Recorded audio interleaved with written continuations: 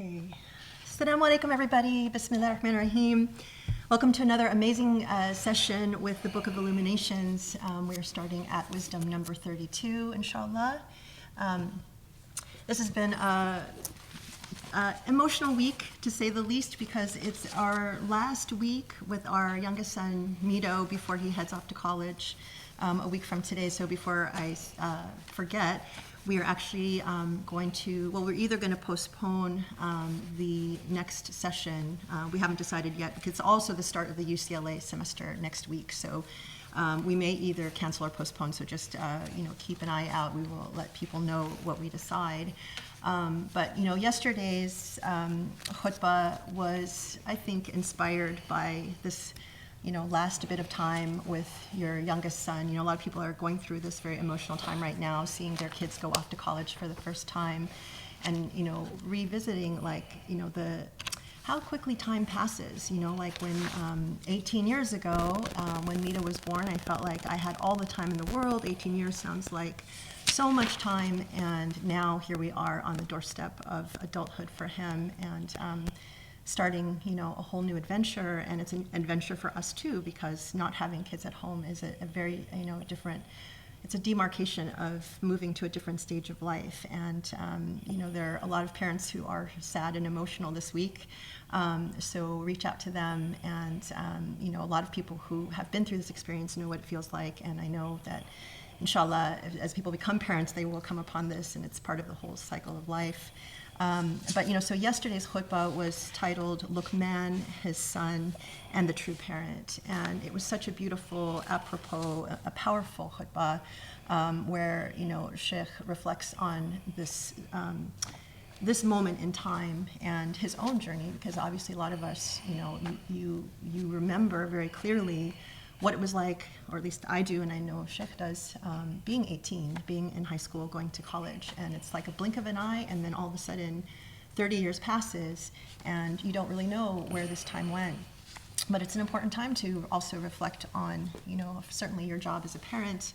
Did I do a good job in giving, my kids the tools that they need now that they are going to go into adulthood, and you are not going to be there to see them at dinner or hovering over them or giving them advice at every turn.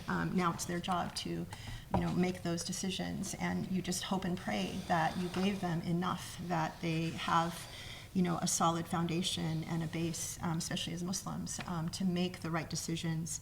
And reflecting on people that Sheikh knew from the time he was at that point, and how when time passes, seeing how many people, didn't choose to make some of the right decisions. So reflecting on this, beautiful exchange in Surah Luqman, very blessed man.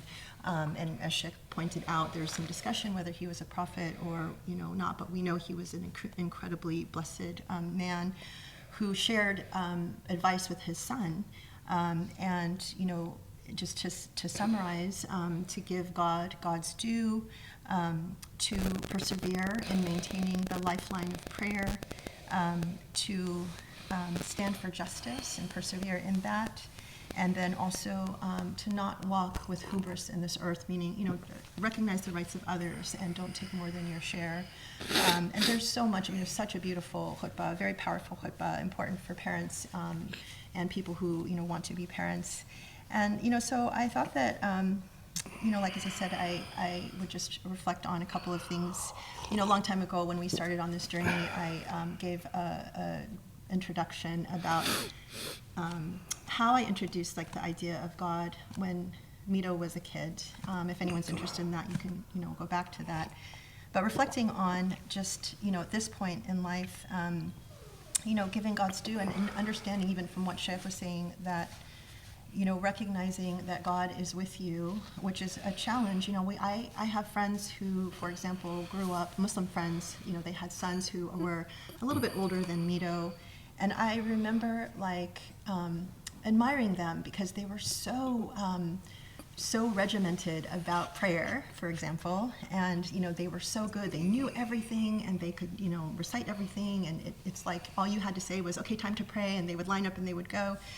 And then I was so sad to hear recently that, some of these stories or some of these families, with these kids, once they go to college, they lose that connection. And they're like whether they're not religious anymore or they've, kind of tasted freedom, and then it's, they've decided that they really don't connect with Islam anymore. That's like the parents' worst nightmare, And I reflected on that a lot because, I think when people go to college, it's when the rubber meets the road and you really get tested for, how you feel about your faith. You start hearing things that, challenge you, and if you don't have a good foundation or a means of, knowledge or recognizing the importance of knowledge, that you're really in a vulnerable place. And I remember it was really important, when I was really, even now, like talking to Nito, God is very present all the time in a very normalized way. And I felt that, as a convert especially, because, I wanted to think carefully about how I introduce God and how I raise, my child with God, that God was not this scary, fearful, very distant presence, but God was someone who was with us, in a very normalized way, in a very loving way. And so we could very naturally speak about God in any circumstance. And I would try to take, whatever opportunity to not be annoyingly bringing up, oh, by the way, God this, but to make sure that God was very present in our lives throughout, the last 18 years.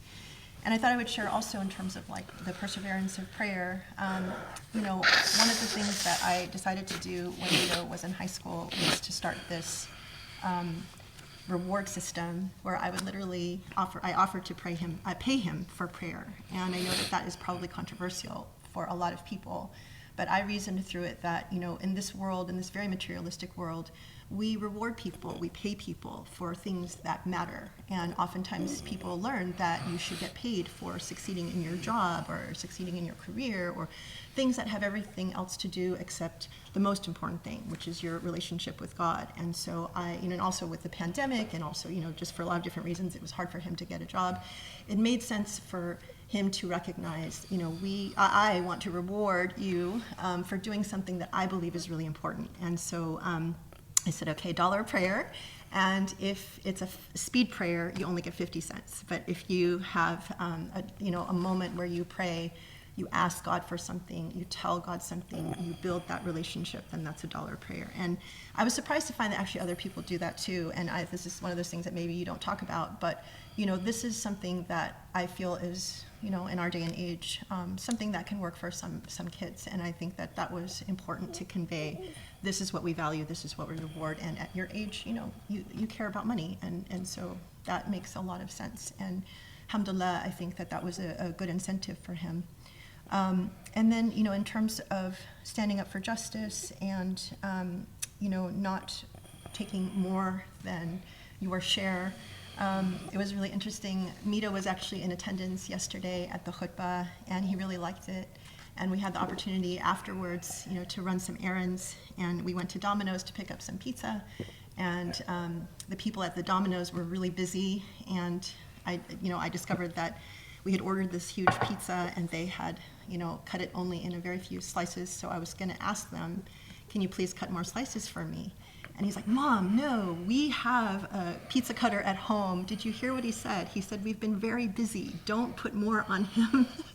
And I thought, okay, alhamdulillah, that's good. He really recognized, the empathy for someone else. And it reminded me of other times where, we would be shopping and I would try to buy, a bunch of stuff that we like, and, I'd clear out the shelf, and he'd be like, no, put one back so you can leave leave one for someone else.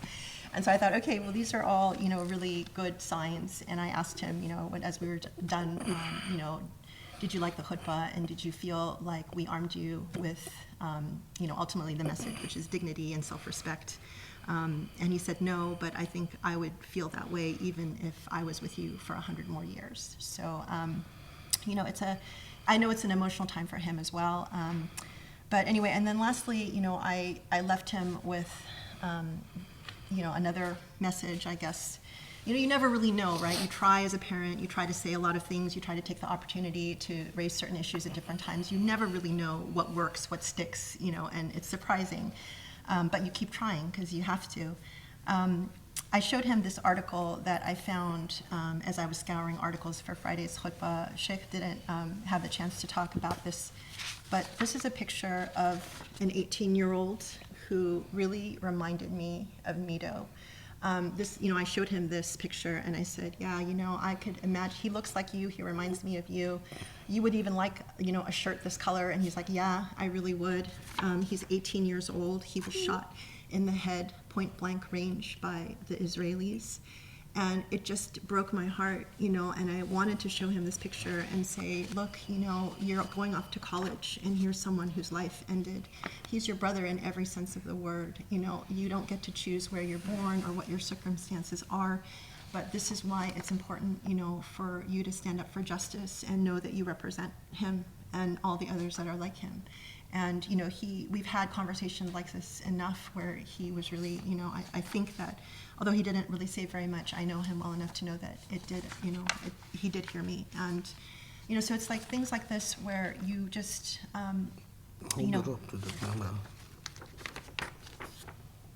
moments like this where you just have to remember that there are so many people in the world that can't speak for themselves and that you have to stand up for.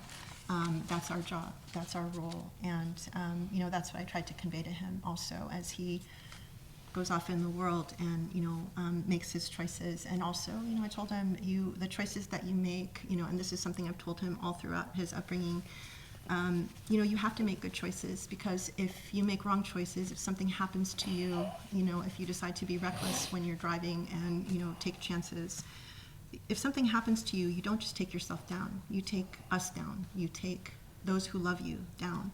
It's not like you are just an island. The choices you make matter. And that also extends, obviously, to, Muslim brothers and sisters. And so, anyway, so it's a tough time for those of us who are taking our kids to college. Pray for us. But, pray for all of our children, because they're the hope of our future, and the job that we do makes a difference for the future. And to address the last point of the khutbah, which is really important, is the true parent is God. And as we are, as Sheikh said, we're proxy parents. God chose us to be parents for this short time where you don't own your kids, but you raise them as a trust for God. Now when they go on to become adults, you hope and pray that they make that connection with their true parent, the parent who is the source of, everything beautiful and, loving, and, can be your partner that makes you able to do all things. And if you decide not to make that partnership something important in your life, then that's really kind of at your own peril. But I feel so blessed that we had two wonderful sons where we could be the proxy parents, and we just pray that whatever we gave them is what they need to go on in their journey. So so I'm praying for all the parents out there. I'm feeling for you, and inshallah, may God bless all of our kids. So thank you so much for joining for this wonderful session, and look forward to another amazing engagement with the Book of Illuminations.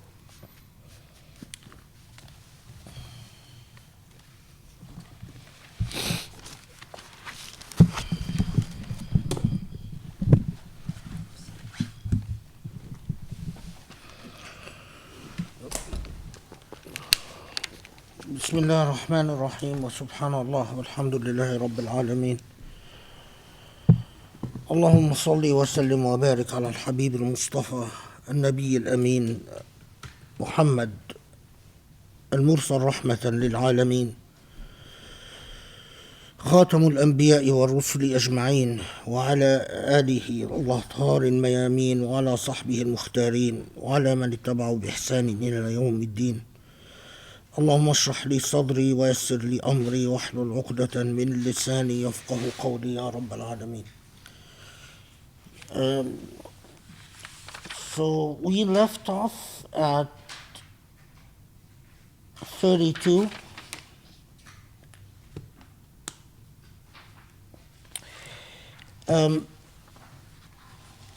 I sort of introduced 32 but did not entirely finish it.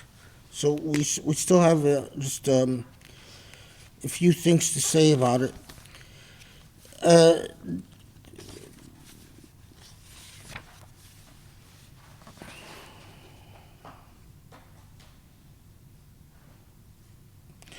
Yeah, okay. So Brian sent me a couple of questions that are quite good. I mean, questions that have to do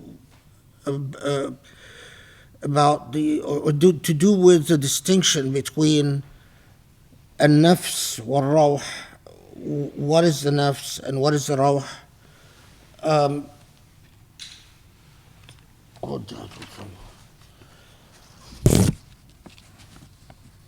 And also the idea of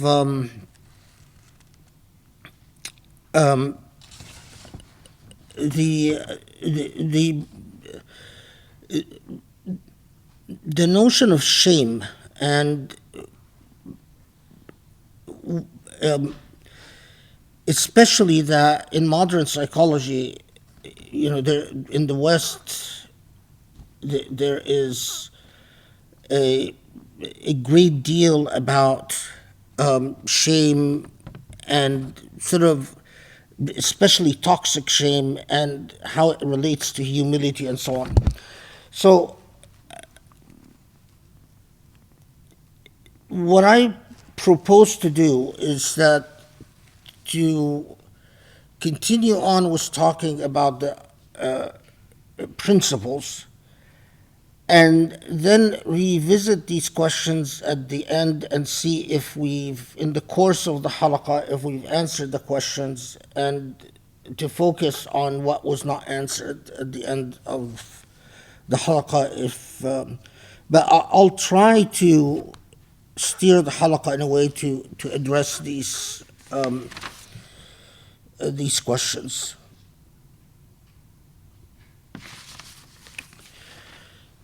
Okay, so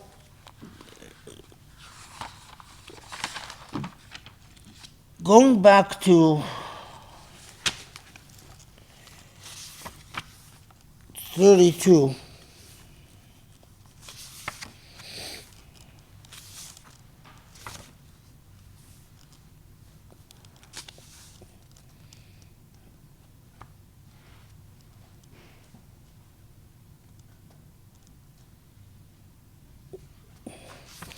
I'm just, something occurred to me, so I'm looking if I noted it down somewhere.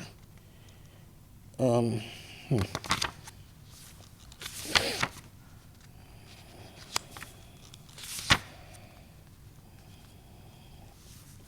I didn't. It doesn't look like it.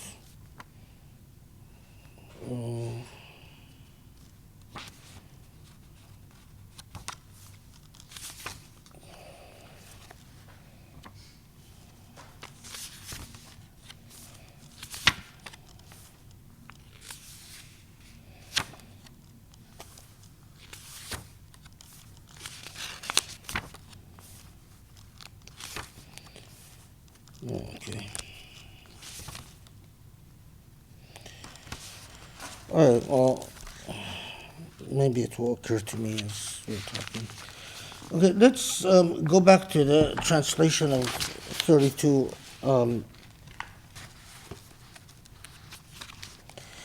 So as you recall from last halaqah, inshallah, that so your being on the lookout for vices hidden within you is better than your being on the lookout for the invisible realities veiled from you. This is just the basic translation.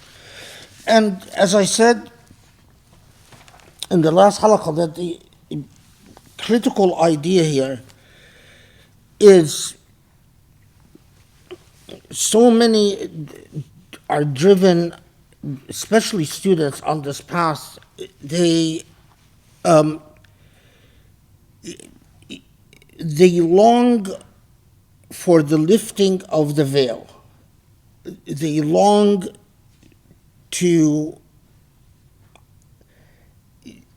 if you will, to put it in our, to draw in our contemporary language, they long to see beyond the material reality, the type of experiences that are normally the experiences that are associated with a mystic path or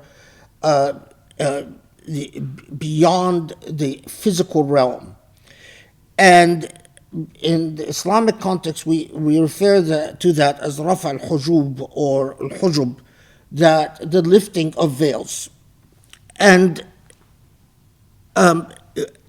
peering into the ghaib. And ghaib here doesn't necessarily mean the unknown future, but the realities beyond the reality that we live in. The ghaib could include any experiences beyond the physical realm or any understandings that get you to, invite you to see the fuller picture of our existence, and of existence at large. However, and so often the attitude is, well, I'm not walking on the correct path unless I am told how to engage the metaphysical, and including, for instance, trying to read. I mean, in some contexts, although I haven't encountered it in our modern world that often, but in the past, people would, for instance, would try to approach us by reading books on kalam, which, unlike a lot of Muslims, I have nothing against reading books on kalam. If you can understand the books on kalam, they have their use and they have their function. But these are rigorous books on rational theology and the logic of i'tiqad, the logic of theological belief, and very powerfully rationally constructed arguments that to prove a point or to refute a point. But they will not assist you in having this experience with the metaphysical.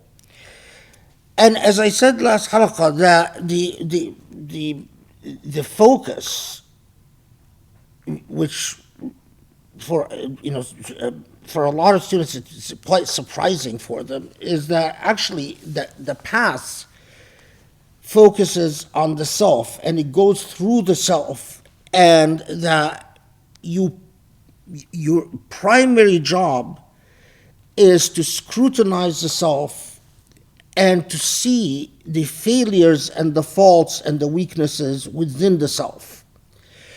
And so تشوفك إلى ما بطن فيك من العيوب, so you're striving to see the faults within, خير من تشوفك إلى ما حجب عنك من الغيوب, is much better than longing to peer beyond the metaphysical.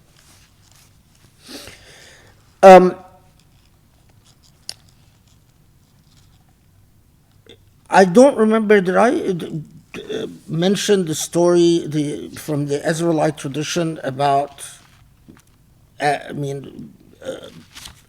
about the person who was worshiping God for 70 years? No? Yeah, in the context of this amorphism, there's,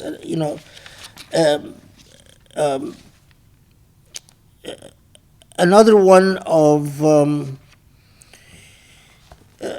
let me see if I, how did it go? Yeah, so the nutshell of the story is that there is one of the a man who, an Israelite man,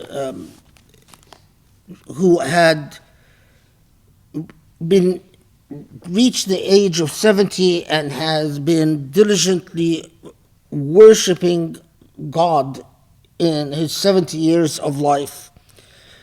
And his frustration was that he never gained an experience with the metaphysical. He never had a mukashafa. He never had this type of experience where he feels that the veil has lifted and that he got to understand beyond the strict observance of the law. And in his, as he's getting frustrated, he has eventually gets to the point of looking within, and as the report goes, blaming the nafs, saying there has to be something wrong with me. What is it within my nafs that is flawed? And the next day, he gets a visitor who, according to the narrative, is an angel sent to him. And the visitor in human form tells him that one night, the night of self-scrutiny that you had yesterday, is more worthy in God's eye, than your 70 years of worship. That when he finally got to the point of looking within, he was told that finally you're on the right path. Again, the point is not whether it's historical or not. And all the narratives in which the character is placed among the Israelites. So it's ancient, a narrative about an ancient people from ancient times and so on. But the point, the narrative, of course, conveys a clear point. And the reason that narrative is told to students is to tell them, you are not on the right path, and you cannot be on the right path unless your job is not to aspire and to, because your longing for a metaphysical experience is again a form of self-indulgence. You are longing for it because you are thinking to yourself, it feels good. It's sort of an intoxication. And an intoxication, and that's why you even encounter people who, I used to, it's not, this type of literature is not in vogue anymore, but there was a genre of literature that talked about the utility of drugs on the mystical path. I even had a conversation, it's actually interestingly, it was recent, a year ago or something, was a Jewish woman who's who teaches Jewish mysticism, and we had this conversation about, she uses drugs, mind-altering drugs, in helping her students achieve mystical experiences. And one of her questions, why don't you Muslims do that? I mean, why are you so opposed to the use of mind-altering drugs? And I told her because the use of drugs is a self-indulgence. It's not about a true engagement with God. It is about ultimately an engagement with your self-indulgent self. You are becoming intoxicated, but you're not intoxicated with the person of God. You are the Dhat al-Ilahiyya. You are becoming intoxicated with your projected self unto God. And that's what drugs help you do. You ultimately just project yourself unto God. And she was quite surprised when I told her that our path to God is through self-scrutiny. And she said, well, your path to God is by demeaning yourself? How could that be intoxicating? I mean, I want to feel happy about myself. I don't want to feel bad about myself. And that's a clear methodological difference. Intoxication that is not earned through hard work and through purification is a corruption. It doesn't elevate in any true ethical moral sense. It simply is a form of indulgence that legitimates whatever the self desires and craves. And that's why there are some people who claim to be on this path, to be, mystics of one religious faith or another. We see this, for instance, among Buddhist mystics who took a very active part in persecuting the Rohingyas. We see this among Hindu mystics who take very active role in persecuting Muslims, including reports of, again, quote-unquote, Hindu mystics that participated in gang rapes of Muslim women in the past, and, if the reports continue. And we also see this among some Jewish mystics who have absolutely no sympathy for Palestinians. I mean, they're supposed to be accomplished Jewish mystics, and yet when you engage them, they hardly pause to ponder the killing of this someone like the Palestinian kid that Grace showed you in the picture.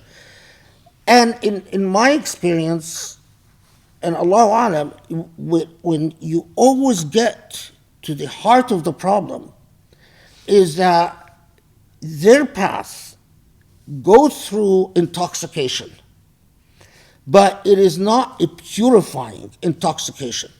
It is not, they didn't peer inside of the self to interrogate the self about its faults and weaknesses and say you cannot be at par for a true engagement with your Lord unless you purify the self of its faults and immorality and its errors.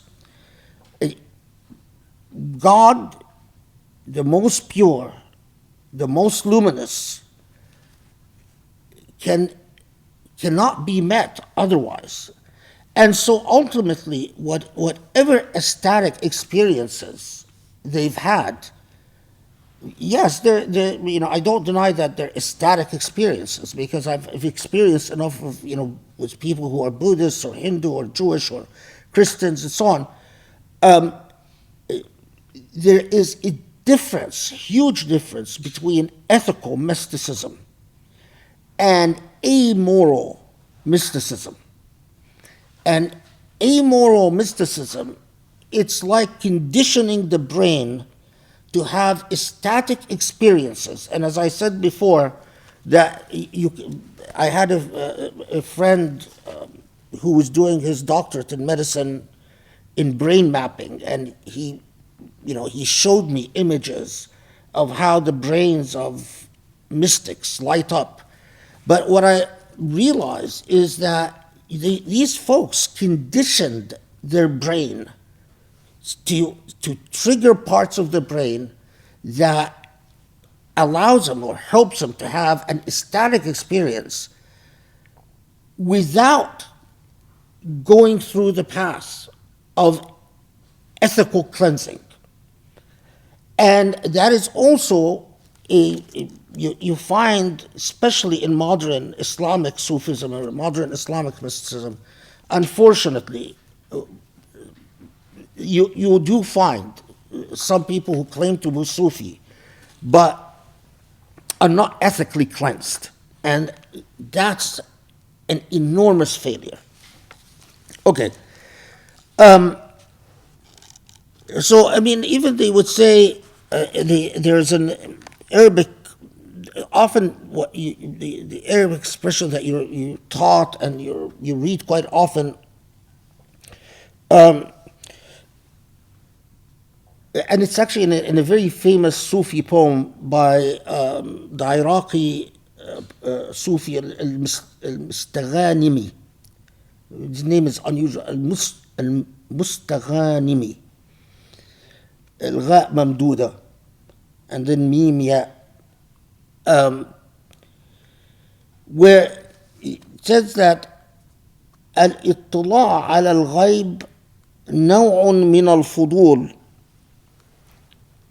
وقد يكون سببا في هلاك النفس.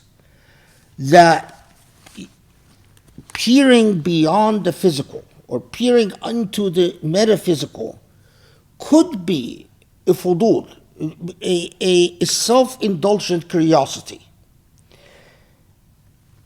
And in fact, if you peer into the metaphysical and the reason or the driving force is into the driving force in peering into the metaphysical was your fudul, was your sense of self-indulgent curiosity, not a hiba ilahiyya, not a gift from Allah because you worked hard and you deserve it.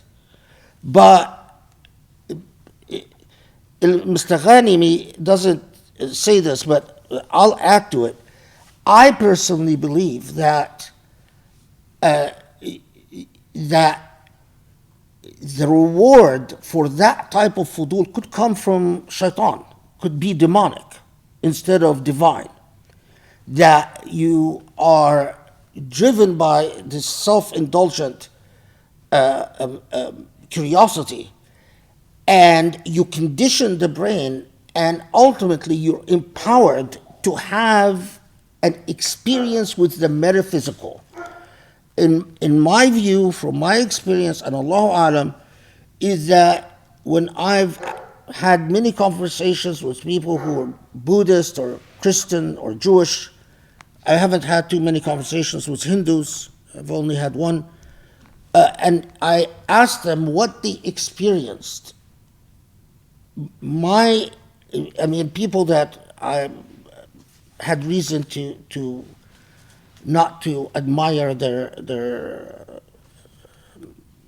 ethics. I mean, there are, of course, Jewish mystics and Christian mystics and Buddhists who come from a very ethical paradigm, and so I'm not talking about these people. But what strikes me about is that when they describe the experience they had, it mimics a genuine experience, but it's clearly not a genuine experience. I mean, they describe colors, visions, but there are certain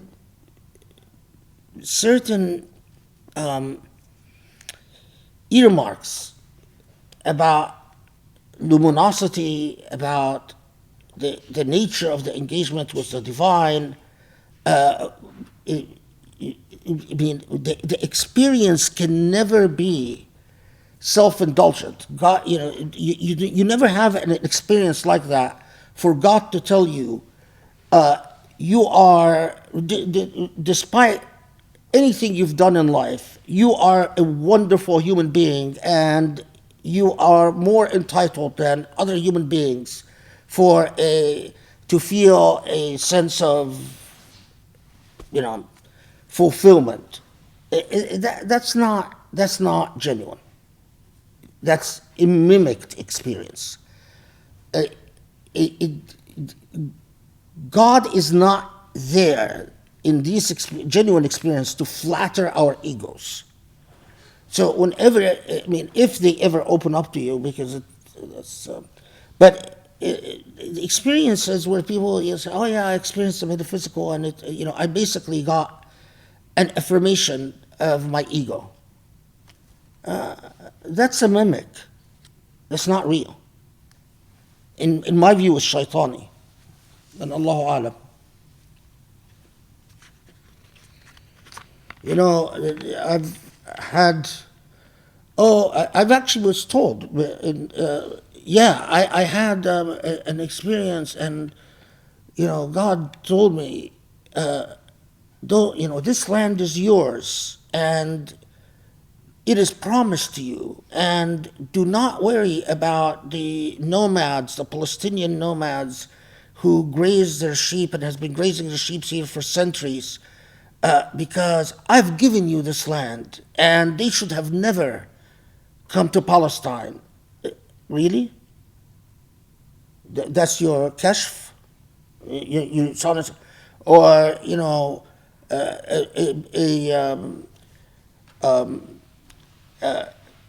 I had an experience, and God told me, your job is to bring the name of Christ to the world, and you are a chosen leader, and I will give you unlimited wealth so you can bring the Christ to the world. God appeared to you to tell you that I'm going to make you very rich, so you can ignore all the, of course it was, the description was more than what I just said, but basically that you're entitled to a great deal of wealth because your job is to, tell third world leaders that you will be, as a senator, that you will agree to loaning them money, the United States loaning them money and facilitating financial transactions for these, but in the process, bring the name of Jesus to them. These are not genuine visions. And in fact, they corrupt the whole process. But it comes from the same paradigm. Of course, I'm talking about extreme cases, but it comes from the same thing. It comes from the same attitude of, I can take a drug and have a mystical vision. No, you don't have a mystical vision. You have a false experience, but there's nothing real about it.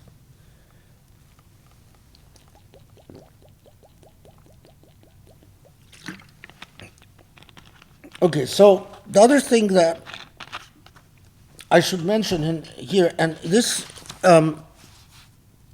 relates to a question that, before I do that, sorry.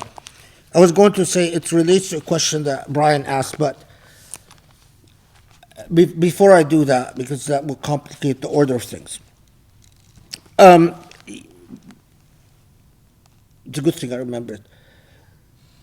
In the context of aphorism 31, 32, normally,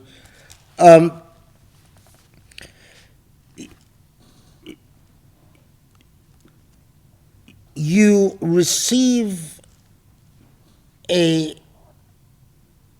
thorough talking about the critical importance of mukashafat al-nafs.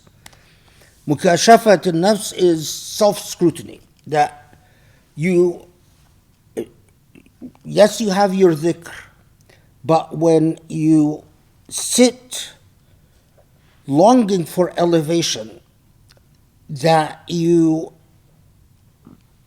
accuse the self and interrogate the self.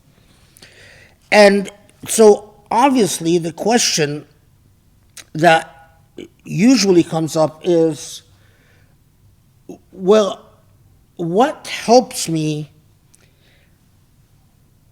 look within. I mean, how can I see my own faults? What aids are there for me to see my own faults? And the answer that normally is given is that there are four distinct, if you will, facilitating aids. One is to seek out a sheikh, a teacher, that doesn't flatter you, but that and you have a type of relationship and a deal with this teacher that the teacher aids you in seeing your faults by very honestly and openly telling you, here's what I've noticed. So a teacher is number one, and I understand in the United States there are so many false teachers that I say this, and I mean, this is actually the first time I've ever talked about the four, just to be thorough, but just be careful, because in the United States the pretenders are so numerous, and there isn't a socio-cultural institutions that help vet people. And when you seek out someone, it's because there are communities that report on this person's reputation. Your neighbors, your friends, I don't know, you travel to and certain indicia, for instance, that people that are away from public attention, usually living in very modestly through very modest means, usually not in anyone's political pocket, so you don't find them bought by any but so a sheikh or a teacher that aids you into looking at your own faults. Second is an obvious one, is seek out friendships with friends who do not just simply validate you and praise you, but friends that can be truthful with you when you need the truth, when you go to them and ask them if something is, you suffer from a certain character flaw, they will actually tell you the truth. Okay, so 1 and 2 is not that surprising, but 3 and 4 are the ones that usually take some work. Is you are advised that to seek out people who don't like you and to listen carefully to them about why they don't like you. So you're actually counseled, and this part of the training is rather difficult, because you'll have certain people that you can't stand, and part of your assignment is actually to go to them and say, okay, I know you don't like me, and and even if they deny it, you say, okay, I just want to know. I mean, even if they deny it, say, okay, well, but I just want to tell you, tell me everything you think is wrong with me. And of course, it takes a lot of humility, because you're part of the training is that you don't argue with them, you don't answer back, you don't explain anything, you don't justify anything, you just listen, and you listen very carefully. And then you take that back to your lab, and you very carefully scrutinize as to why that is their perception of you. So what, often described as al-a'da. The fourth is what is ayub nas, people's fault. But what this means is that if you criticize people for certain flaws, it is drilled into you. If you have a teacher who knows what they're doing, it is drilled into you that the likelihood, the same fault that you've noticed with people is something that you suffer from. We normally notice what triggers us, and what triggers us is normally within us. So what irritates you about people, what you've said about people, you are actually, whether your sheikh has you write it down, or your sheikh has you work with an older representative of the sheikh. Normally, these are the two that I've seen. It's rare for a sheikh actually to sit with you and say, okay, make a list of faults that you don't like about, tell me the people and tell me their faults. And then you say, yeah, such and such, they have this fault, such and such, this fault. And then the sheikh say, okay, make a list. And then you tell the graduate student or the elder student representing the sheikh, okay, yeah, here's the list of all the faults of these people that I've noticed. And then say, well, these faults, now I want you to go back and think about in what ways you have these faults. You suffer from these faults. So, I noticed such and such person is, stingy, and such person is vain, such as, and then you report back about your reflections. And so, sheikh, number one, friend, number two, your enemies and those who don't like you, number three, that you actually learn from them, and the objects of your disdain or criticism, number four. And of course, as you can probably imagine, where a lot of students struggle is with 3 and 4, and I've seen people get told, I'm not going to continue working with you because of 3 and 4. They just, I remember a guy who just couldn't stop arguing.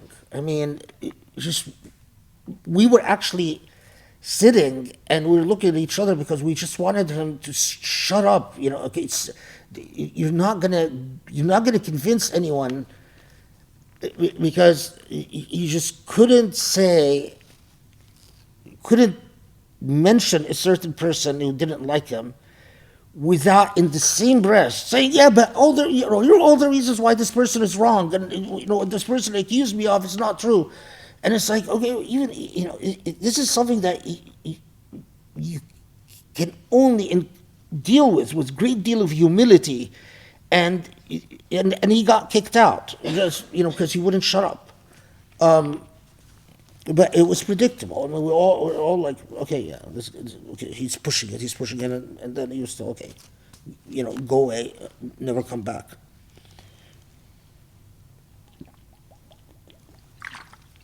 Okay, now we get to the point that relates to a question that Brian asked. Normally in this context, you're told there are ayub al-nafs, ayub al-qalb, and ayub al-rawh. There are the faults of the nafs, faults of the qalb, and I'll translate in a second, and faults of the rawh. And the translations is okay. Faults of the qalb are faults of the heart. Faults of the rawh are faults of your soul, or soul faults. And nafs is the one which is tricky. Faults of the nafs, because how do we translate the nafs other than the self, right? And so what you're then normally what you're told is that ayub al-nafs are الشهوات الجسمانية, that the faults of the nafs, the self, are all faults relating to physical desires. Any type of physical desire that you are vulnerable towards or weak towards or unable to resist would be but including your desire for excess and luxuries and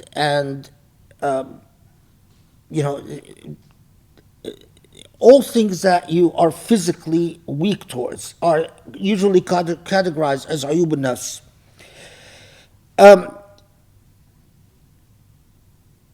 What are usually categorized as faults of the heart or ayub al-qalb are all things like that are like the love of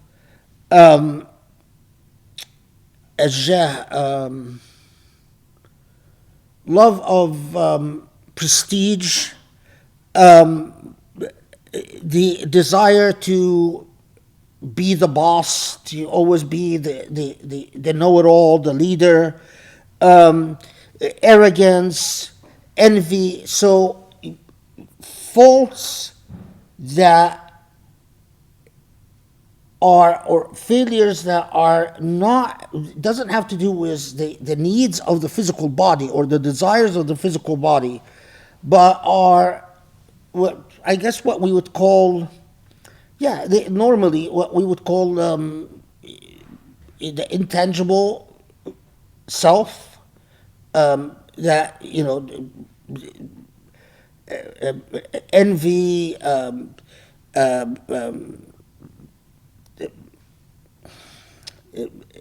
envy, desire to always be the boss, or to and so on. Now, ayub al-ruh is, you're told that longing for things like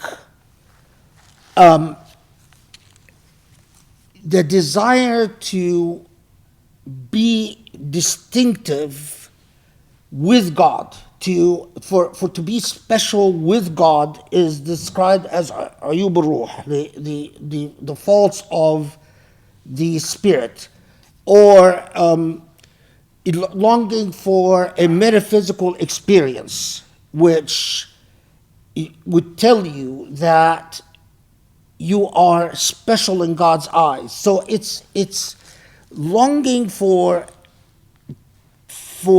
entitlements with the divine that you are not due to you. I mean, if they come to you as God's grace, that's one thing, but you haven't earned them, you don't necessarily deserve them, but you irrationally think you're entitled or just want them anyway.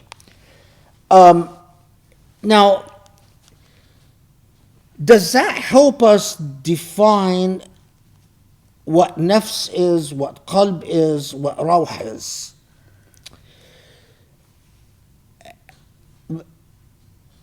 I have I pause here because in my view, a nafs is the subjective self that could be either purified or defamed or debased. So it is, if you will, your consciousness. Ar-rawh is from God. Your ruh, in definitionally, is the soul that is a secret from God. We know that your soul is in part a divine breath, but its true nature is unknown to us because it is incomprehensible to us. It is beyond consciousness. So it is possible, at least in theory, that you'd lose consciousness for months, right?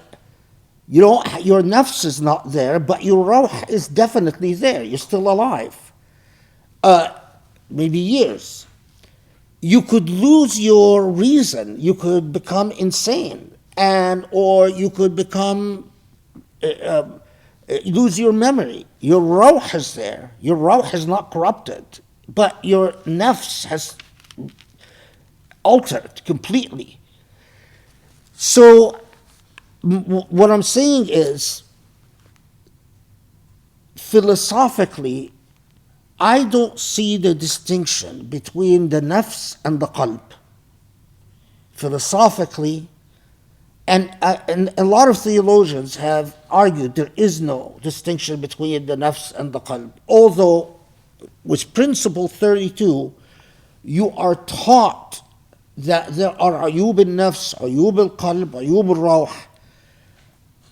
I think this is a pedagogical way of breaking down faults to say what faults belong to the cravings of my body, what faults belong to a deeper psychological element in me, the faults that make me envious, the faults that make me competitive, the faults that make me, always want to be the know-it-all, the things that don't necessarily translate into material gains and advantages. Or, for instance, I knew a student who, this is in the process of introspection and so on, among the faults he discovered in himself is that he loves to break people up. He loves to, for some reason, it turned out, of course, it's because he has a psychological complex from his past. But although pedagogically, then you're also told, okay, and distinguish that, then focus on the third category. What parts take the camouflage, the subterfuge, the misperception of being higher callings, like telling yourself, yeah, I'm all about longing for a union with God, but in fact, what this camouflages is just a vain desire to a vain impatience with your status in life. Although these are pedagogical methods, and they are helpful when you break your faults down into, the physical, the faults that has to do with your subconscious, and then the faults that have to do with claims of higher calling, and they help you in actually listing your faults under one of these categories. Philosophically, I don't see a distinction between the qalb and the nafs, the heart and the nafs. I think they're one and the same. And the ruh, philosophically, the soul is not corruptible.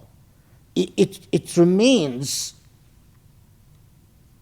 the same. And the evidence of that is that when it came down to Sharia, whether you take the soul of a sinner or you take the soul of a saint, it's killing is killing.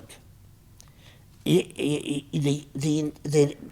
nafs can be elevated or debased, but I don't believe the soul can be elevated or debased. The soul is from Allah, and we don't know what its true nature is, other than it is from a breath of God, but And the ways that the soul, we might understand the way that the nafs of an animal is different from the nafs of a human being.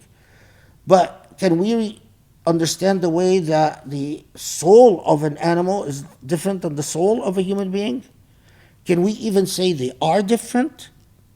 We know rationality is different, the psychology is different, consciousness is different, but can we say this? Do we know anything concrete enough about the soul to say that they're similar or different? And then you get into even harder things, like most Islamic philosophers and theologians would readily say that a dog, a cat, a cow, a pig, they all have souls. But then we get into some very tricky grounds when we say, does an insect have a soul? Does a cockroach have a soul? Does a fly have a soul? Does a mosquito have a soul? Do they have a nafs? I would say yes, they have a nafs. But do they have a soul? That's a much harder question. Okay. So just as we go through this material, nafs is as philosophically difficult to understand what consciousness is, but nafs is the consciousness. And the rawh is the soul, which I don't see a meaningful distinction between the qalb and the nafs, but Allahu a'lam. I've changed my mind on this depending on who I'm reading many times, and Allahu a'lam. Okay, are we finally in a position to move on to 32? Okay, yeah, we I think we'll move on to 33. Before we do that, let's take a short restroom break. 2.5 minutes. No, 2.5 minutes. 2.5 minutes. It was exactly 2.5 minutes, right?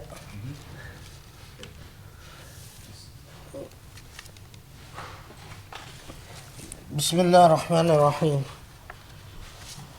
Okay.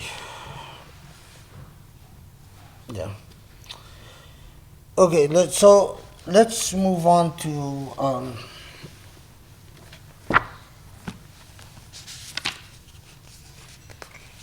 move on to 33. Okay. 33 should not detain us long. Okay. الحق ليس بمحجوب وإنما المحجوب أنت عن النظر إليه إذ لو حجبه شيء لستره ما حجبه ولو كان له ساتر لكان لوجوده حاصر وكل حاصر لشيء فهو له قاهر. And then the Quranic verse وهو قاهر فوق عباده. Okay, so basic translation. Al-Haq, this book translates it as the real, but it could be the truth, or in capital, so because it's a reference to God, to Allah. So the truth or the real is not veiled from you. Rather, it is you who are veiled from seeing the truth or the real. For were anything to veil it, the truth or the real, then that which veils it would cover it. Okay,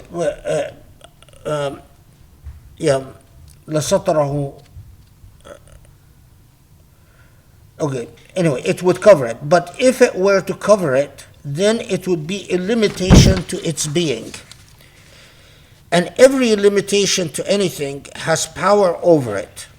And then the Quranic verse, and God is omnipotent above God's servants. وهو القاهر فوق عباده. And Al-Qahir is the omnipotent, the all-powerful over.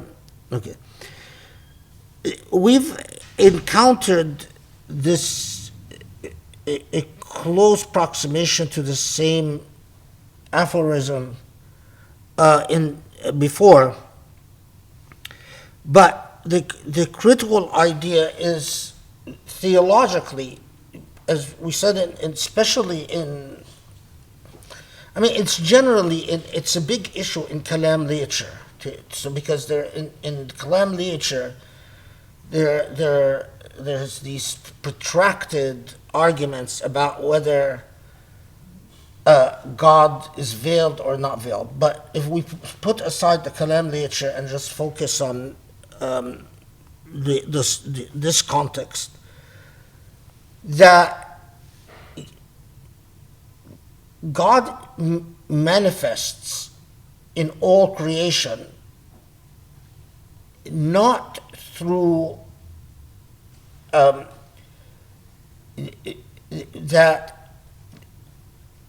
not through veils, but in every real way. I mean, that God is, as the Quran says, that Allah is with you wherever you go, that there are no two people without God being their third, that God is closer to you than your jugular vein,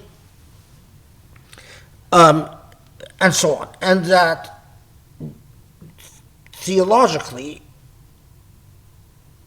if anything has the power to conceal or to cover God, then the power to conceal is a power, and nothing has power over the all-powerful, the all-omnipotent. But so that's the theological idea, is that to get you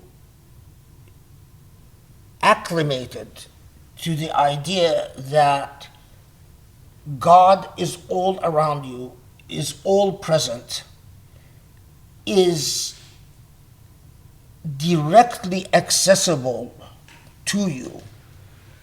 Now, and if there is a veil between you and God, it is not that the veil is external to you, but it is within. And this is why it follows 32, that, put figuratively, that you are the one who is veiled from God. You're veiled from God by your very self. That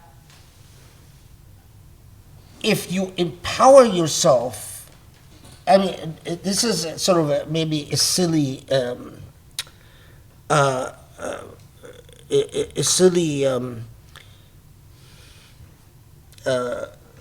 way to try to understand it. I'm not sure, but when we invent equipment that is able to pick up noise from in the air, we discover that although we do not hear it, but that in the very place that we're in, there are sounds traveling in the air all around us. And it is the equipment that made us aware of these sounds. Whether these sounds are, sounds of natural phenomena or electronic voice phenomena or whatnot.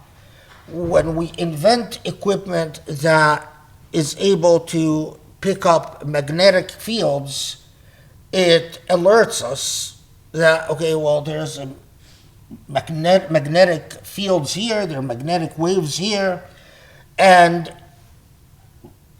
we then become aware of it. So it's not that that sound or the magnetic fields came with the invention of the equipment. They were always there. They were always present. we only became conscious of it or aware of the particulars of it because we invented equipment that made us aware of it. So whoever thought that the sounds and the magnetic fields were veiled from them, well, they weren't. They were always there. In a way, it is their own ineptitude, their lack of means to access the sound and the magnetic field that veiled them. And when they empowered themselves with the means to access, they became aware that these things are always there. And in this path, it is firmly drilled into you. What veils you from God is you. It is not that God needs to reveal God's self to you. God is all present. And it is the self, when it becomes empowered to become aware, to the consciousness, not the rawh. I mean, there is a big theological argument as to whether the rawh is always cognizant of God, and the self comes and sort of rides over the rawh and shuts it up and says, no, pay attention to me, and that's why the rawh began. That is a whole argument that goes back to the fitra and the role of the fitra and all of that. But without resolving this debate, because we don't need to, that it is the nafs that it creates the veils between you and the presence of the divine. Now, why is this step so necessary? Because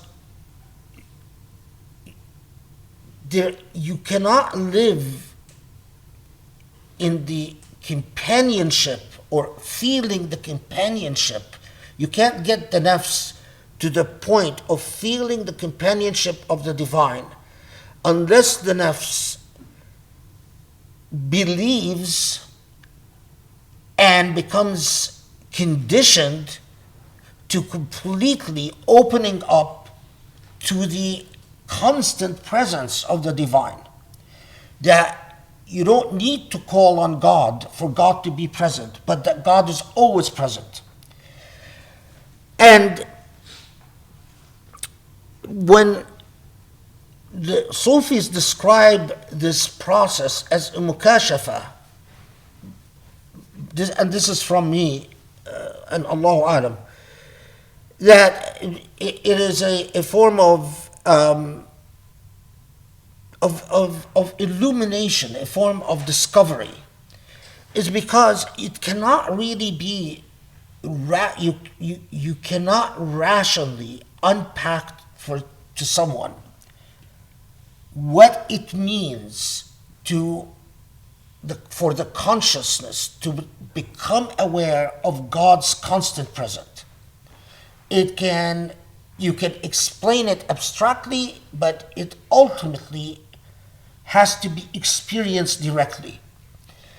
And I think that is why they use the word mukashafa for it, because it is something that must be, once it settles in, once you become aware of it, it's like riding a bicycle. It never goes away. You can't ever reverse course and become unaware of the divine. That is why, like recently someone was told me, this person is a hafiz, this person was, this is the person who drifted away from Islam, and they Allahu Alam, whether it's true or not, the people who know this person claimed that this person was a hafiz, someone who had memorized the Quran. I'm always doubtful, because my experience is that I meet a lot of people who claim to be a hafiz, but what that really means is that they have some parts of the Quran memorized, not the entire Quran. The word hafiz properly is someone who has the Quran memorized from beginning to end, not parts of the Quran. Anyway, and so, this person is described to me as, they were hafiz, they're so, they really understood what Islam, and they told me that, they reverse course. They're hardly now identify as a Muslim. And I have a sense of absolute certitude that they've never reached that point of mukashafa, that they were always veiled from God, that the self was never purified, regardless of how good their memory is and how well their memory picked how much of the Quran. They never understood anything real, because if you do, there is no way of undoing it. It's like, suddenly someone who gets the ability to see phantoms and ghosts, once you see the unseen world, once you see the world of jinn and ethereal beings, there is no way to undo it. There is just no way to go back and suddenly the world becomes just material things. So anyway, have I forgotten anything about 33? One last place to check. Alhamdulillah, I think that we're okay to move on. I'm just expressing frustration in the break about how slow I go, and it's just I always have to ask myself, am I too verbose, or am I actually sharing knowledge? Why am I not going faster? But I mean, everything is there, because if we were doing this the right way, we would work with every principle and actually implement it and have exercises before we move on. And then you're going very, very slow, much slower than what we're doing. Okay, so what time is it? 9 almost. 9. Okay, so let's move on to 34.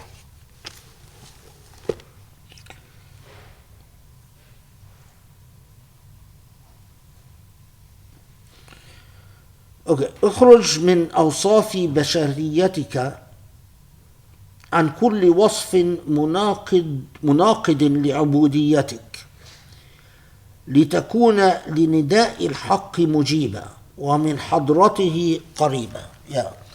So this again is a continuation of 33 and 32. Because it says, move away from the attributes of your human nature, or move away from all attributes of your human nature that is incompatible with your ubudiyah, with your position, your status as servanthood or servitude to God. Okay. So that you may be responsive to the call of God, and so that you may draw near to God's presence. Okay, so what usually comes with 34?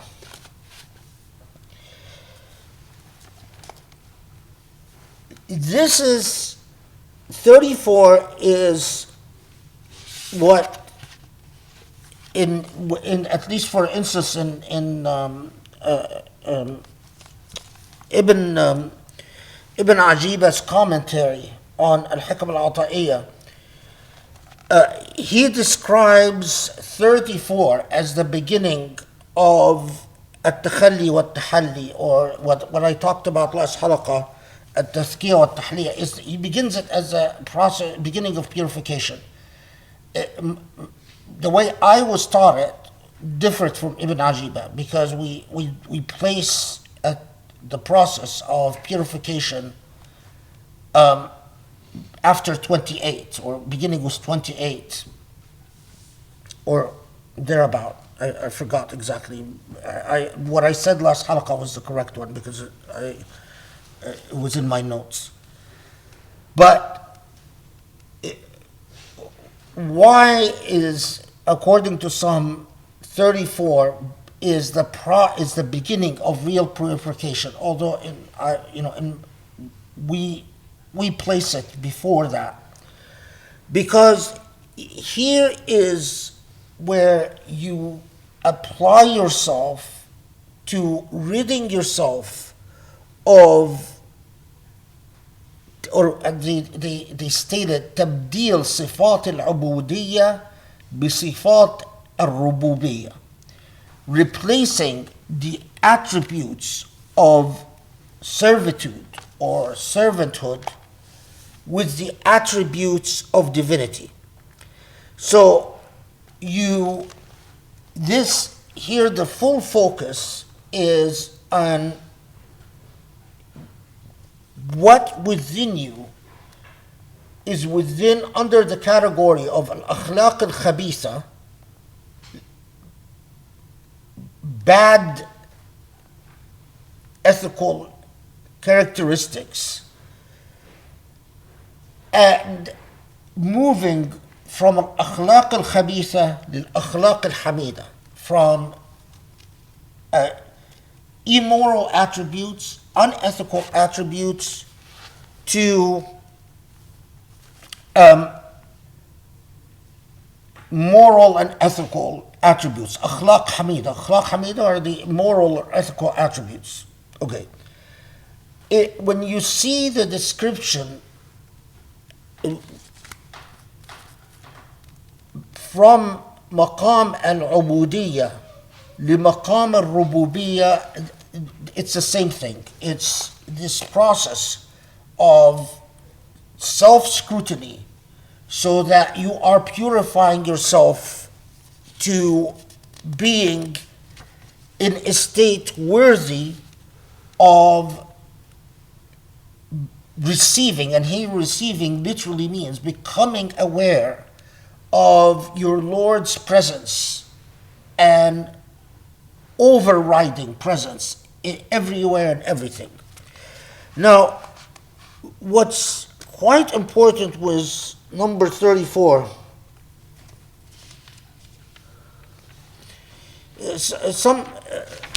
Sometimes, and for instance, in Ibn Ajiba's commentary, he even refers to that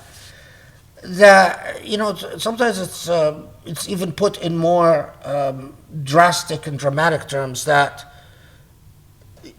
you must condition yourself to recognizing the shaitani attributes, demonic attributes, because none of us, and in fact, for a lot of Sufis, they say that the famous hadith that the shaitan is within all of us means that the shaitan has infected, or the demonic has infected all of us with demonic attributes or demonic characteristics that we must work diligently to purify and cleanse. And it is very much like, if you get used to being clean, being unclean really bothers you. But the opposite is also true. If you get used to being unclean, you lose the sensitivity and sense of, and that is why when you first commit a sin, you're uncomfortable with it. But then it becomes second nature and it hardly bothers you anymore. And if you abstain from a sin from a long time, and then go back to it, the first time you go back to it, it bothers you again. But then if you get used to it, it no longer bothers you. So now,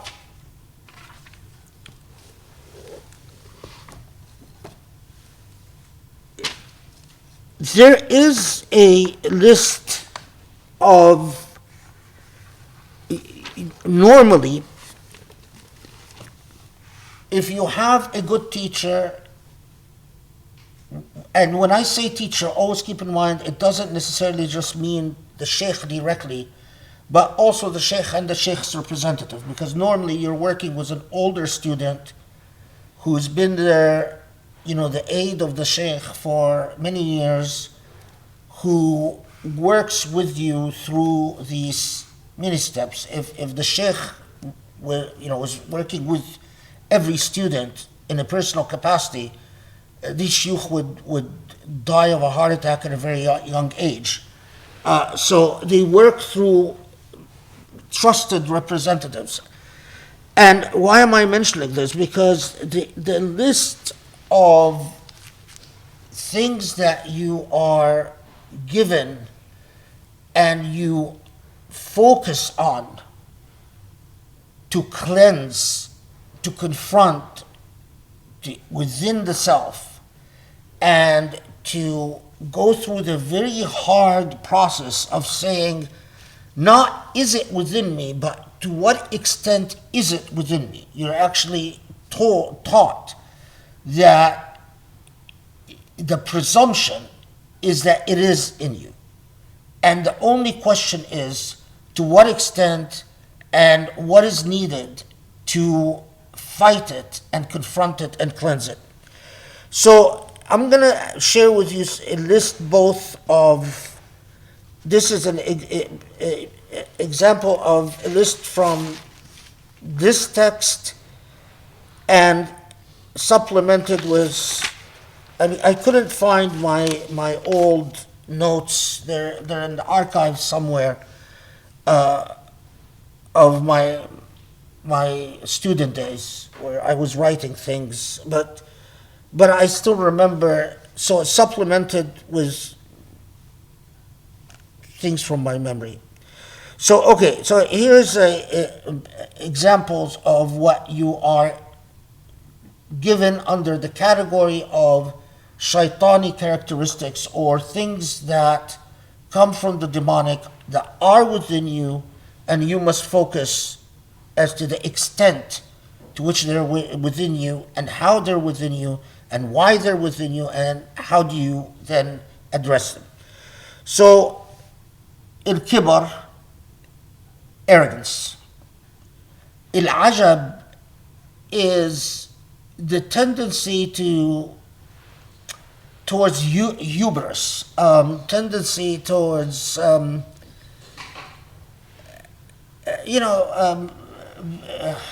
do I put it? Like vanity, yeah, that's yeah. Riya is a form of hypocrisy, where what you say changes in a self-serving way, depending on the circumstances, rather than being a principled human being. Al-hiqd, of course, is envy or jealousy, which I had one of my teachers, one of the influential shuyukh / students in my life, which I'm sure he got from his own training, used to say that he believes half of the moral character flaws come from al-hiqd, envy and jealousy. Al-hiqd wal-hasad, both. What is known as, is often referred to as a sum'ah. A sum'ah is the desire to get attention, and be, but sum'a has the tendency to want to be praised regardless of whether it is within you or not. So the tendency to put on a pretense to, for instance, if you are being praised for being the most knowledgeable person, and you're happy regardless of whether in fact of course, the question always, well, what if I'm happy about being praised about what is within me? That's not a character flaw, but that is something that you must always be very careful with, because it, gravitating into becoming, performing, or in where it matters to you, is the addiction to praise, would fall within sum'a as well. And of course, hubb al-jah is another big category that you focus on. The desire to be above people, to be distinguished over people. Hubb al-sulta, the desire to have power over people. Hubb al-mal, loving money, is a character flaw regardless of whether you love money for what purpose. Your relationship to money should never have to do anything with love. Other things, al-adawa, is to what extent are you confrontational and drawn to animosity? Al-baghda, how much hate? Hate, baghda especially, there's a difference between objecting to what angers God and hating people, even people who commit a sin or who anger God. Hating people is never a good character. But baghda is always a corrosive characteristics and demonic. التذلل للأغنياء, to what extent does your demeanor change when you are with people of money and power? Your attitude, what is to استحقار الفقراء, to what extent, or what is your attitude towards those who neither have power or wealth? Then of course things like الشح والبخل, stinginess,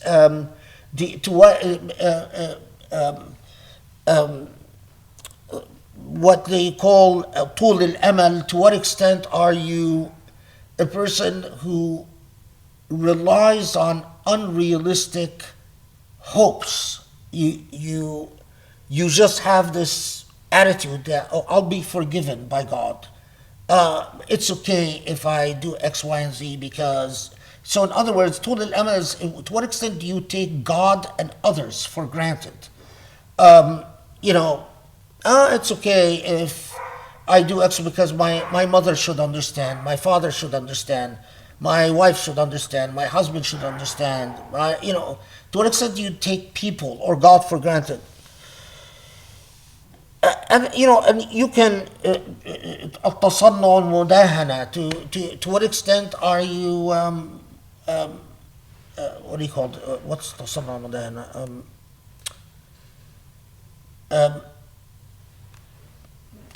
To what extent do you what is the word I'm looking for?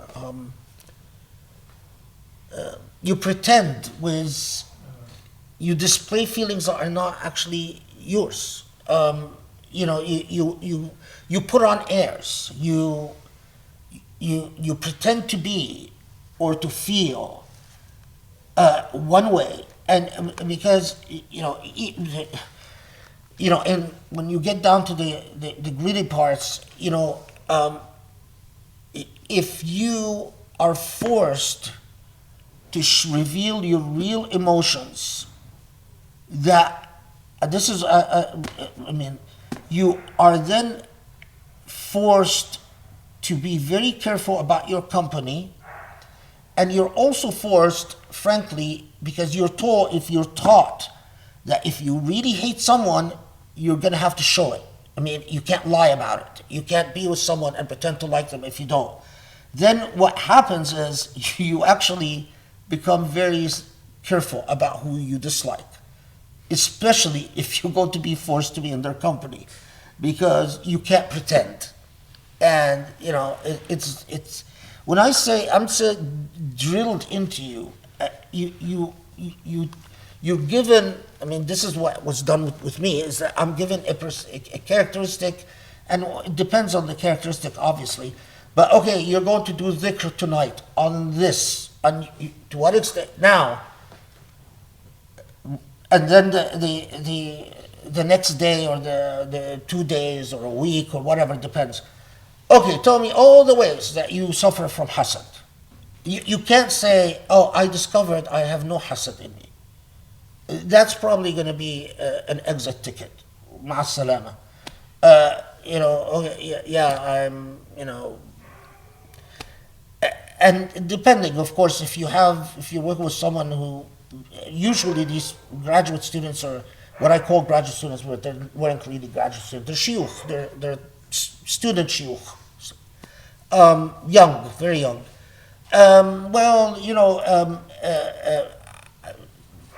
Depending on how they know you, they might push you, say, go back, that's not good, more dhikr.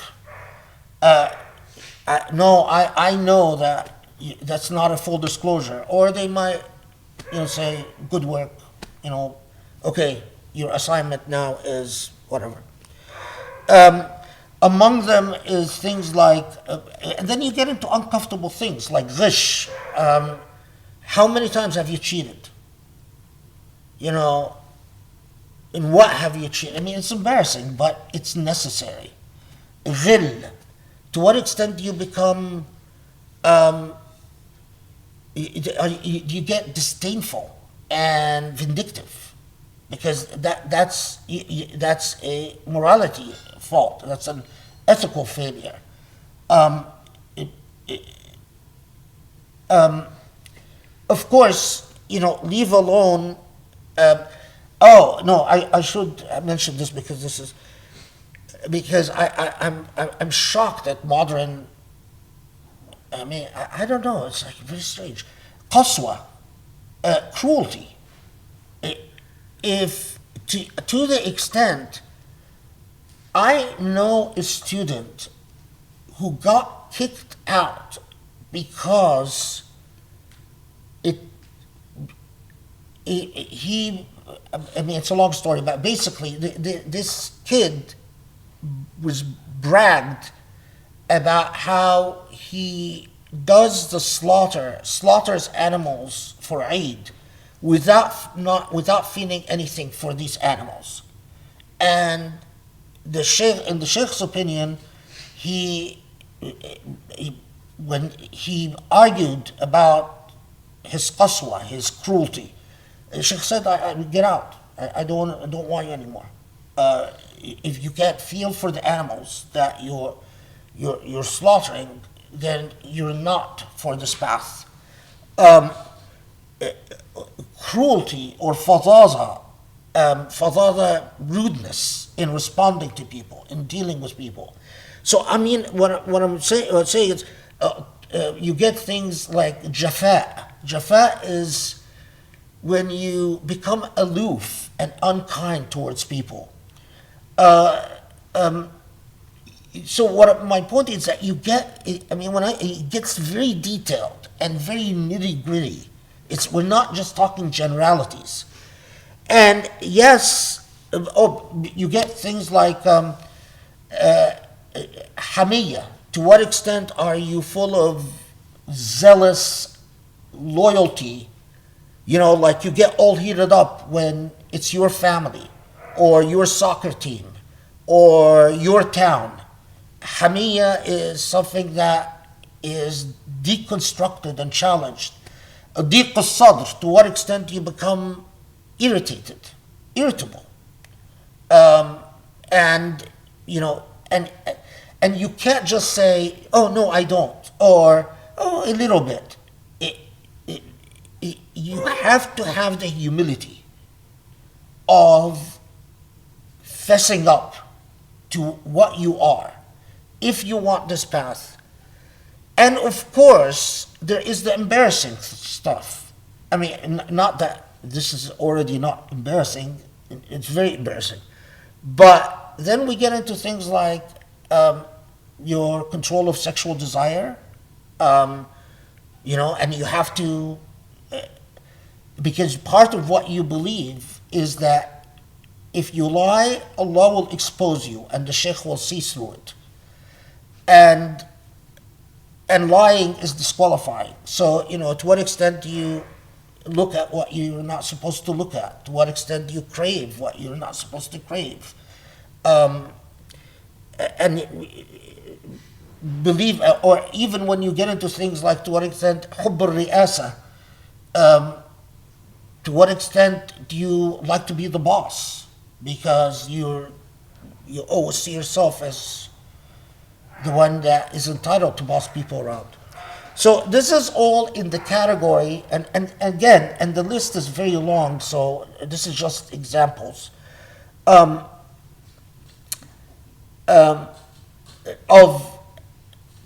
as-siyam al-shaytaniya, or satanic attributes, or al-akhlaq al-khabisa, what's in the negative realm category. What's in the positive category, and I just want to again give you examples because of how I find Muslims, especially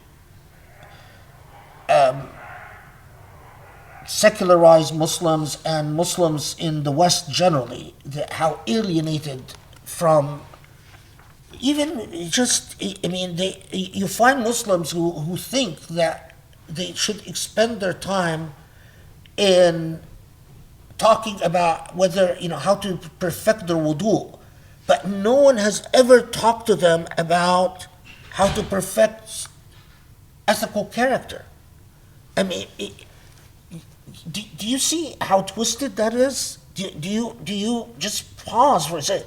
Do you understand how twisted it is that we talk a great deal about whether music is haram and halal, but al-akhlaq al-hamida, what is moral character and what reveals God to you by cleansing the self, we don't. It hardly gets attention.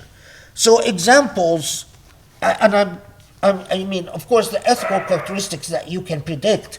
I'm not like sidq, like truth or so on, but I want to take examples of things that,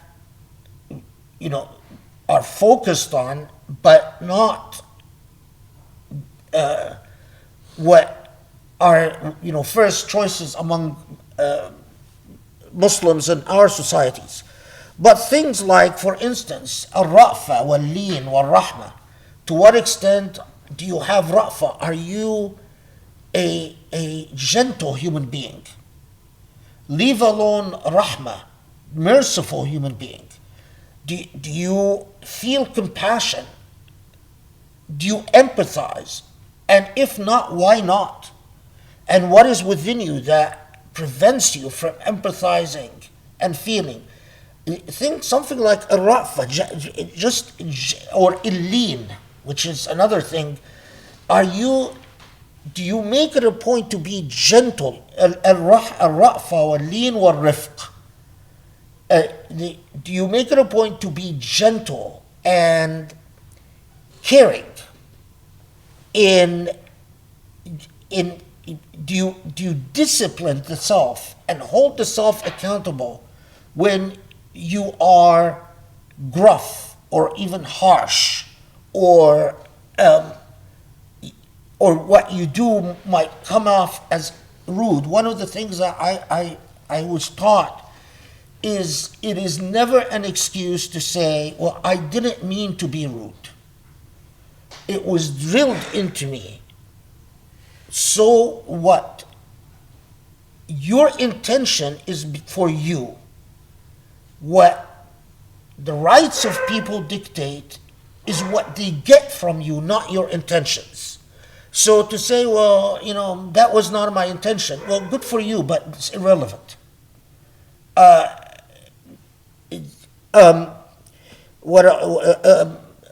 Sa'at al-sadr is something that, Sa'at al-sadr is to be patient with people.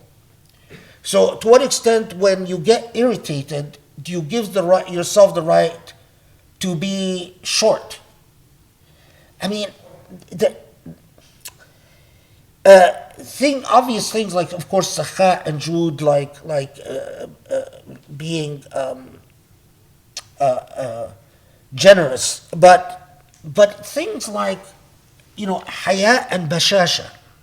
Haya is to what extent, because as the Prophet ﷺ taught that the character of a Muslim is haya, is that the Prophet ﷺ himself was described as a man of great haya. Haya is bashfulness and modesty.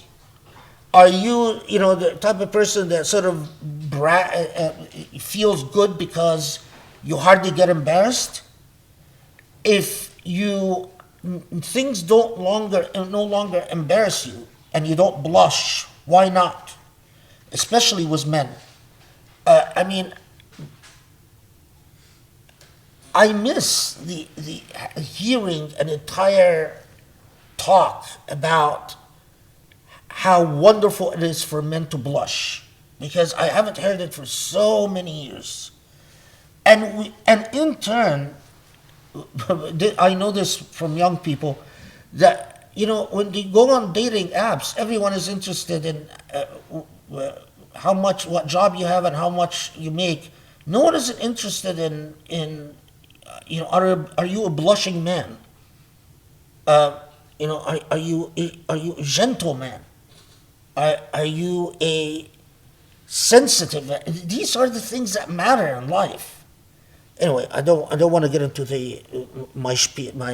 I'll go off on at-ta'anni.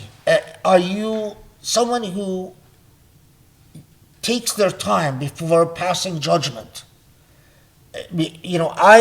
I'll admit that, like, my teachers, several of my shuyukh, when I was young, told me that I was too I would rush to judgment. That I would just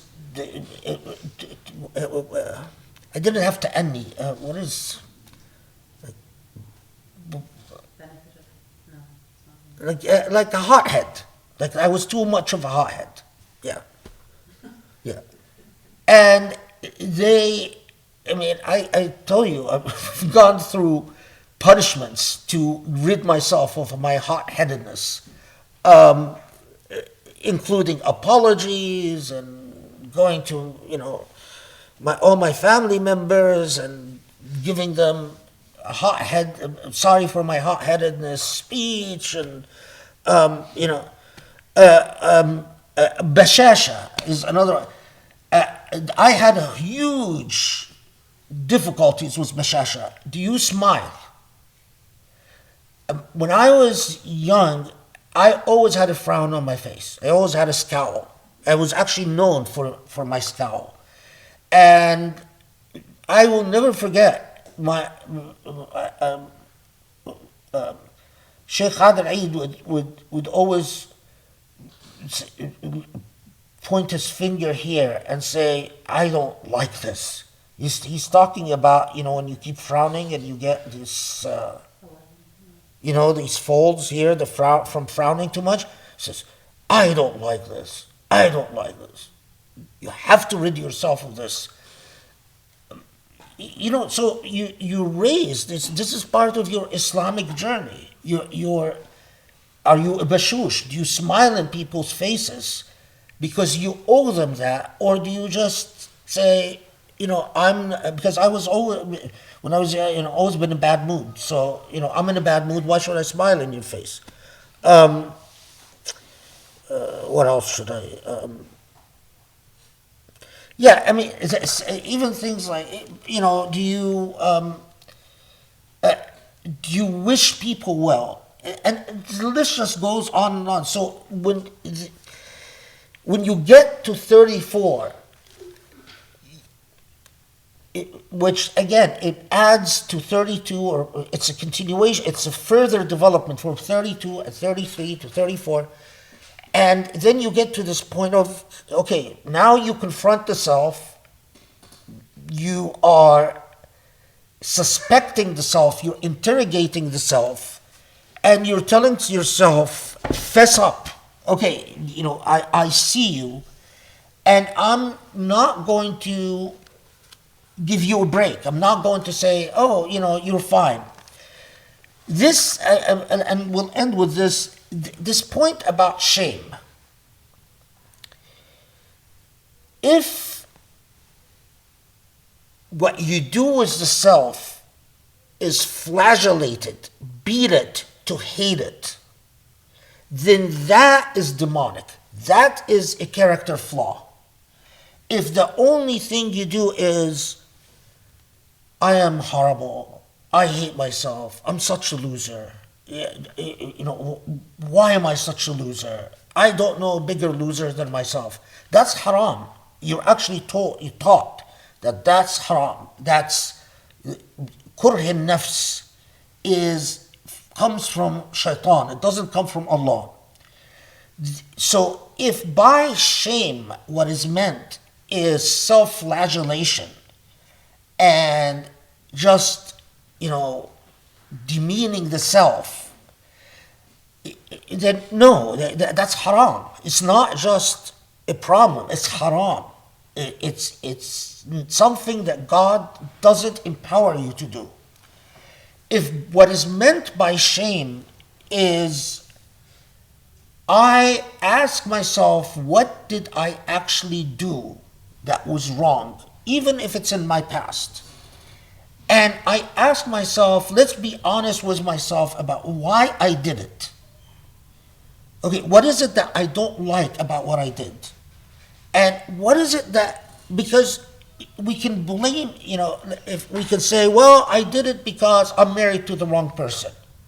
Well, I did it because, you know, my brother is an annoying person. Well, I did it because what you are called upon is to wither away, or to deconstruct, to challenge yourself and deconstruct every attempt at deflecting blame on other human beings. The blame is within the self, because the point is not to hate the self. The point is not to hate the self. The point is I am purifying myself to receive Allah in myself. To listen to the cosmos so that I can pick the sound waves and the electromagnetic fields that I was unable to pick before. I do it because I love the self. It's not because I hate the self. I love the self, but I don't love it with its demonic infestations and corruptions. I love it as a recipient of the divine.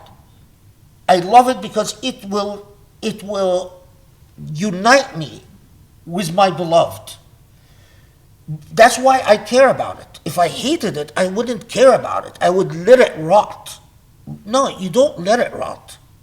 You actually care a great deal about it, and that is why you are, even a rifq bin nafs is that if you catch yourself self-flagellating, I mean, again, in the same order, that you immediately try to go to a sheikh or to try to go to a friend to pull you out of your self-flagellation and remind you that that's not what you're here to do. And the point is not to beat yourself or to hate yourself. The point is to cleanse and to know why you've done the things that you know you shouldn't have done, or you feel the things that you know you shouldn't feel, or that your impulses are not what they should be. And it is this dynamic what is intended by aphorism or principle 34. What time is it now? 9:30. Okay, 9:30, a good time to, or our time, a good point to stop. The journey continues, inshallah, next halaqah. Bismillah ar-Rahman ar-Rahim. Thank you so much. This is so powerful. As always, it reminds me of the article that I pulled for you for this week that you didn't get a chance to talk about, which is the fact that suicide rates in the United States are at an all-time high, right, among young people. Yeah. I don't know if it's young people or if it's Young people. And this knowledge and this wisdom is premised on building. It's premised on respect and loving yourself, building your light, and preparing yourself to receive, loving yourself. And so when a question about trauma or toxic shame or these sorts of things, we know a lot of people are suffering because of these exact things. And when people have lost all hope and hate themselves so much that they feel the only solution is to end their life, you realize the power of this learning, and how beautiful it is. Really, it really shifts the focus and the understanding that we start from love and beauty and light, and whatever we've done to veil ourselves from that, like this process of cleansing it, is so that we can actually return and receive that beautiful love. That is just so beautiful and so powerful. And when you recognize that these types of statistics where people, suicide rates are at an all-time high, you recognize the potential for this thought if people are aware of it and they understand that there is another way to address these issues. This is, such an opportunity for Muslims with this message. So that's actually, I just wanted to share that. That really struck me as you were closing that very last part that was so beautiful. So thank you. This is invaluable.